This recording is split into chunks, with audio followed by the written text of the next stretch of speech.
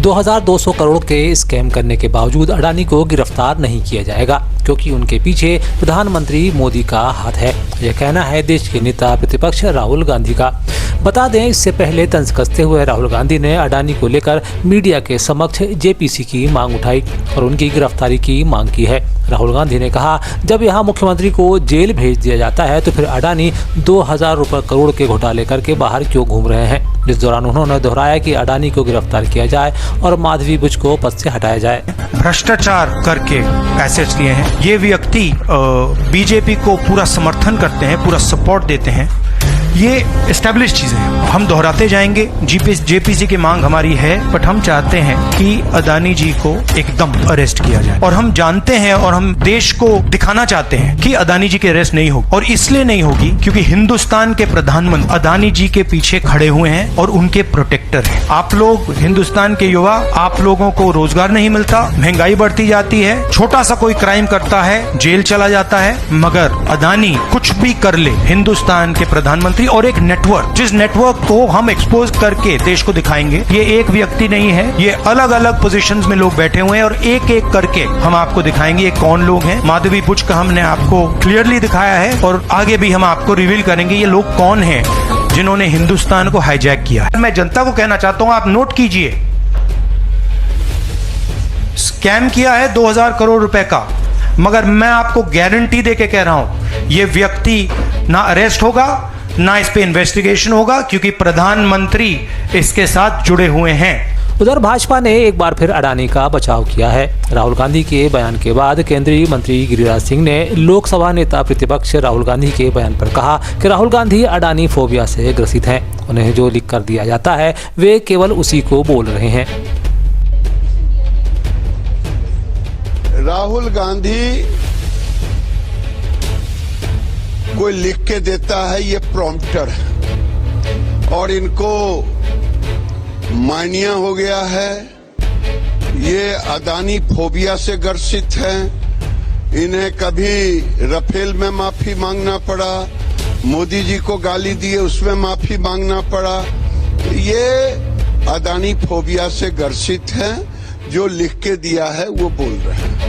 असल में अडानी ग्रुप के चेयरमैन और देश के दूसरे सबसे अमीर उद्योगपति गौतम अडानी पर अमेरिका में अरबों डॉलर की रिश्वतखोरी और धोखाधड़ी के आरोप लगे हैं। इस मामले में अमेरिकी कोर्ट ने सुनवाई हुई है। अडानी और उनके भतीजे के खिलाफ गिरफ्तारी वारंट भी जारी हुए हैं। इस मामले में नाम आने के बाद अडानी ग्रुप ने अमेरिका में $600 मिलियन का बॉन्ड रद्द कर दिया है। आरोप है कि अडानी ग्रुप ने सोलर एनर्जी कॉन्ट्रैक्ट हासिल करने के लिए भारतीय अधिकारियों को रिश्वत दी थी। अडानी ने बुधवार को ग्रीन एनर्जी में निवेश की घोषणा की थी। यह घोषणा तब की गई जब कंपनी के अध्यक्ष ने अमेरिकी राष्ट्रपति चुनाव में डोनाल्ड ट्रंप को उनकी चुनावी जीत पर बधाई दी। गुयाना की ऐतिहासिक यात्रा पर पहुंचे प्रधानमंत्री नरेंद्र मोदी को डोमिनिका राष्ट्रमंडल ने अपना सर्वोच्च सम्मान डोमिनिका अवार्ड ऑफ ऑनर प्रदान किया है। 56 वर्षों के बाद गुयाना में किसी भारतीय प्रधानमंत्री का यह पहला दौरा है। डोमिनिका के सर्वोच्च राष्ट्रीय सम्मान से सम्मानित होने के बाद प्रधानमंत्री मोदी ने कहा, यह सम्मान केवल मेरा नहीं बल्कि भारत के 140 करोड़ लोगों का, उनके संस्कार और उनकी परंपरा का है। हम दो लोकतंत्र हैं और हम दोनों पूरे विश्व के लिए महिला सशक्तिकरण के रोल मॉडल हैं। गयाना के साथ मेरा निजी रूप से गहरा नाता रहा है। लगभग 24 वर्ष पहले मध्य प्रदेश के उज्जैन में आज 592.3 करोड़ रुपए से बनने वाले मेडिकल कॉलेज का भूमि पूजन मुख्यमंत्री डॉक्टर मोहन यादव ने किया। इस दौरान सीएम ने यहां प्रदेश की पहली मेडिसिटी की आधारशिला भी रखी। भूमि पूजन कार्यक्रम में सीएम ने कहा, यह हमारा एकमात्र ऐसा प्रोजेक्ट है जहां 13 मंजिल की हाई राइज बिल्डिंग्स बनेंगी। इस मौके पर सीएम ने कहा, प्रधानमंत्री श्री नरेंद्र मोदी ने मेडिसिटी की परिकल्पना की थी। आज वह परिकल्पना प्रदेश के उज्जैन में साकार रूप ले रही है। चिकित्सा शिक्षा की दृष्टि से, चिकित्सा सुविधा की दृष्टि से भारत सरकार ने कई काम किए हैं। ऐसे में माननीय मोदी जी ने मेडिसिटी की कल्पना दी है और मेडिसिटी में एक तरह से एक कैंपस के अंदर सभी व्यवस्थाओं का एक तरह से उसका सुविधा भी है, समाधान भी है, आवास भी है, निवास भी है, सभी प्रकार की पेथी भी है। ऐसे में प्रदेश के अंदर मेडिसिटी का हमारा मेडिकल कॉलेज कैंपस पूरा उज्जैन में आज भूमि पूजन हो रहा। मैं स्वयं आ जा रहा हूँ।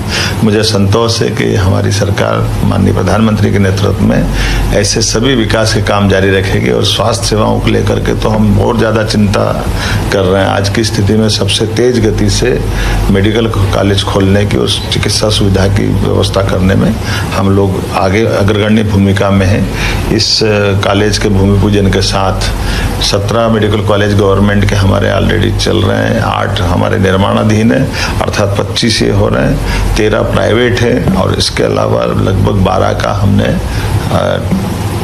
टेंडर कॉल किए जो पीपीपी मॉडल पे। सब मिला के 50 मेडिकल कॉलेज आज हमारे राज्य में बनकर तैयार होने वाले 1 साल के अंदर। ये बहुत बड़ी उपलब्धि है और ये इतनी तेज गति है कि इस पूरे देश के अंदर इतनी तेज गति से बाकी राज्य में अभी नहीं। हाल ही में संपन्न महाराष्ट्र सहित अन्य प्रदेशों के चुनाव और उपचुनाव के बाद अब एक बार फिर एग्जिट पोल के सर्वे और दिखाए जा रहे आंकड़ों को लेकर बहस शुरू हो गई है। एक तरफ जब भाजपा इसे लेकर उत्साहित है, तब दूसरी तरफ इंडिया गठबंधन इसे नकारने पर तुली है। इसके लिए वह लोकसभा चुनाव का उदाहरण देती है। झारखंड से बड़ी मीठी स्मृतियां लेकर जा रहा हूं। ये अद्भुत प्रदेश है। यहाँ की भली और भोली जनता अद्भुत स्नेह और प्यार देती है। संसाधनों से भरपूर झारखंड। यहाँ खनिज संपदा, यहाँ वन संपदा, यहाँ जल संपदा, यहाँ जन संपदा, यहाँ के परिश्रमी लोग, उपजाऊ भूमि, इतना कुछ है कि झारखंड सचमुच में विकास के और प्रगति के नए आयाम छू सकता है। मध्य प्रदेश के मुख्यमंत्री डॉक्टर मोहन यादव भी महाराष्ट्र में प्रचारक के रूप में शामिल रहे हैं। ऐसे में उन्होंने भी एग्जिट पोल के सर्वे को लेकर कहा है कि पूरे देश में भाजपा के पक्ष में माहौल है। हम महाराष्ट्र भी जीतेंगे, झारखंड भी और उपचुनाव भी जीतेंगे। मध्य प्रदेश को आगे बढ़ाने के लिए जहां भी जाना पड़ेगा हम जाएंगे। इसके अंदर भारतीय जनता पार्टी के पक्ष में माहौल बना हुआ है। मुझे इस बात का संतोष है कि देश की जनता अब भाजपा के प्रति जो रुझान दिखाती है वो मतभेद तक भी ले आती है और यही कारण है कि अनुमान भी दिख रहा है और हम सब देख रहे हैं कि महाराष्ट्र में महायुति की सरकार एक बार फिर बनती आ रही है। उसी प्रकार से झारखंड में बीजेपी जीत रही और करीब करीब सारे उपचुनाव में अच्छे अनुकूल परिणाम आ रहे हैं। उधर सर्वे पर एनडीए घटक दल के नेता चिराग पासवान ने भी अपनी प्रतिक्रिया दी है। पोल ही नहीं, जो परिणाम भी आएंगे उसमें भी आप देखिएगा एनडीए को पूरी बढ़त उसमें रहेगी।